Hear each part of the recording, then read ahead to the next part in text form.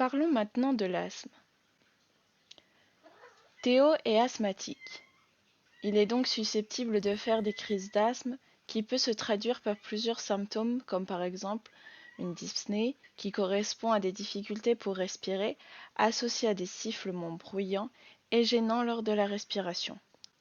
Il peut aussi souffrir d'oppression thoracique. C'est une association de blocage au niveau du thorax.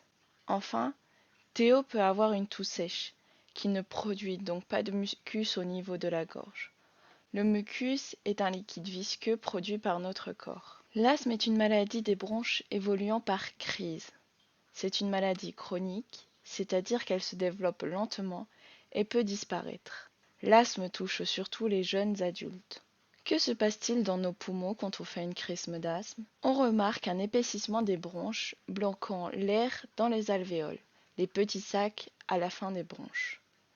Le fait d'avoir des allergies comme le pollen par exemple peut être un facteur de risque de l'asthme.